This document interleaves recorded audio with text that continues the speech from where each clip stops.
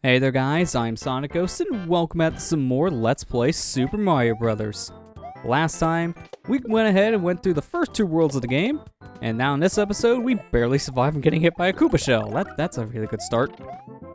So yeah, you can go ahead and kick Koopa shells, and really risky to do in this game, I'm not gonna lie, because of just how much stuff they put next to each other in this game.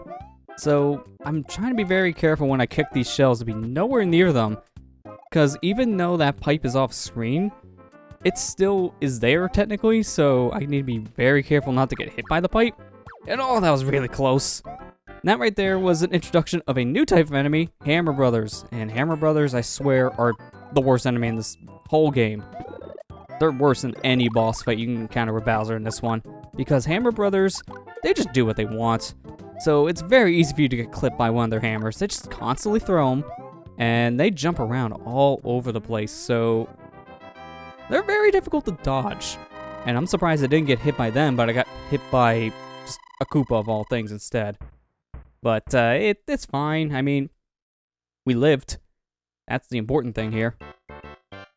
Unfortunately for me, though, at the beginning of every episode, I'm selecting a save file, because in the All-Stars version of this game, you can go ahead and pause whenever you want, and then you can go ahead and save your progress. So doing that, it does allow me actually to start off here in the beginning of this world whenever I want, but at the same time, I don't get to keep my power-ups, so I had to start this world with Small Mario. That's a little risky, but I can manage here. I can do it, especially when I have a star power-up. Another staple in the Mario series we still see to this day, the star power-up is the invincibility of this game. You have a few seconds just to go crazy with your invincibility and destroy anything in your path. And you do rank up the points for hitting everything, but there is no combo with that, unlike kicking a Koopa shell on our enemies, where the more enemies you hit with the shell, the higher your combo can get. And after you get to a certain amount of hits, then you can start ranking up lives from that too. So whenever you see a long string of enemies standing in front of a Koopa, you want to go ahead and attack said Koopa and get its shell. Or, you know, you can just hit its butt, because that's also a smart thing to do. Just Mario wanted to just grab the shell, but he also grabbed the Koopa, and that was not the best idea. They kick back. Try not to get hit by the Koopa again, please. Very easy, I swear, just to accidentally get hit by enemies in this game, because if you want to be brutally honest, Super Mario Bros. On the NES has not aged well at all. The game's mechanics nowadays are very, very slippery, and there's really no mid-air control in this game. You can kind of pull back when you jump in the air, but you pretty much need to commit to a jump in this game, just because of how loose feeling your jumps can be in this one compared to other games. I swear, this is definitely the start of where the platforming of Mario began, because a lot of future games do fine-tune this. And you gotta expect that, though. This is the first game in the series. This is NES in the mid-80s of all things, so Nintendo is still trying to figure out what they want to do, and in general, just trying to make a name for themselves in this business, so it's gonna be a little rough around the edges in your first outing. Surprised I did not fall into lava there, but we'll take it. Please just don't fall in the lava after I say that. Duck right here. Barely jumped them. Fireball, that's perfect. Now here, I'm just going to go ahead and ride this platform up and still get clipped by Bowser's head. Hey, it's fine. All I got to do is hit the axe, and then I'll destroy the bridge. So if you don't have a fire flower, you can't kill Bowser, but if you get behind him and hit the axe, then you still end up killing him anyways and win the level. So there's more than one way to beat it, but a lot of the times you want to come in there with some kind of a power, whether it be a mushroom or a fire flower, preferably. And doing so will just allow you just have an easier time fighting the boss, because you don't have to worry about anything. And really, the Spiny just clipped through the block. Man, you can definitely tell this was an early Mario game. Pretty janky nowadays. Enemies are not supposed to clip through solid blocks, but yeah. This here is the new type of enemy, a Lakitu. Lakitu's are just flying around the level and drop Spinies, which, yet again, another new type of enemy. Spinies are just another form of Koopas, but in this case, you can't jump on top of them at all, so let's be very careful not to get hit by these guys. It's very easy to get clipped by one of them, because Lakitu could just drop one on your head. But we made it through the level, so we're fine. The biggest thing, though, about the Spinies in general is that the only real ways we can kill him is invincibility with a star, a fire flower, or kicking a Koopa shell at them. That's it. I had none of those options, so at that point, just run for your life.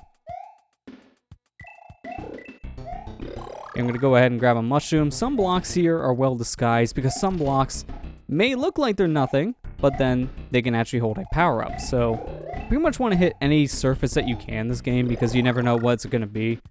So that's pretty much what I was doing there, and it worked out for me. So here I'm just going to go ahead and take out the piranha plant. They appear out of these warp pipes, so the only way you can kill them is with a shell or using a fire flower. As we see in one of the earlier levels, invincibility does work too, but I don't really have that here, so I'm gonna just need to do what I can. I don't want to ride this level up. I don't want to cheat. I'm gonna get down here and just do the platforming that I'm supposed to be doing. Be careful of that guy. That's a Buzzy Beetle. It's basically a Koopa, but I swear, they're a little bit harder to hit. Maybe it's because they're smaller. Maybe it's just my imagination. But they're basically a Koopa. So, not very much different there. Now, notice here, because I'm standing on this pipe, the piranha plant that comes out of it, well, he's not coming out anymore. Unfortunately for me, though, my jump got gimped because I hit one of the blocks, and I got pushed down into a pit. That's fun. Luckily, I get reset to a checkpoint, so I don't have to redo the whole level. But I still have to do at least half of it. So, yeah, that wasn't fun. Let's just be careful here not to fall down a pit again. Especially at the ending here. That won't be good. If I hit this as a fire flower, I definitely want that.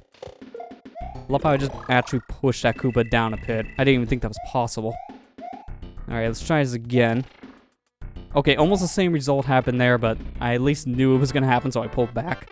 That's honestly really good. That section, I swear, is so hard to do when you're big. If you're small Mario, it's not that bad to make the jump. But if you're a big Mario, whether it be fire flower or not, your head breaks the block above you, and then you get stuck on the block that's in front of Mario afterwards. Not a good combination. Not at all, because it's so easy to die, and I swear, most of the time I get to the end of 4-2, I die because I'm just trying to make that final jump. It's so annoying. But this level here looks very interesting in this version because in the original, it looked very similar to 1-3, but in All-Stars, we have a mushroom effect here now and a lot of white smiley clouds. Definitely nowadays, if you can play the original Super Mario Bros., I would recommend the All-Star version. It's a lot more pleasing to the eye.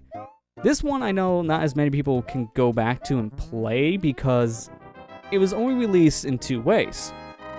It was released on the Super Nintendo, and then later on the Wii for one of Mario's anniversaries. So, yeah, this game wasn't really re-released that much at all in this state. But it was interesting enough, though, that Super Mario All-Stars did have a re-release on the Super Nintendo, and it had Super Mario World packed in, which nowadays, that's actually known to be a rare version of Super Mario All-Stars because they didn't really release that many copies of the game. So I just have vanilla Super Mario All-Stars, which isn't that hard to find, but at the same time, it's still my preferred way of playing this game, to be honest, because I just like the graphical overhaul.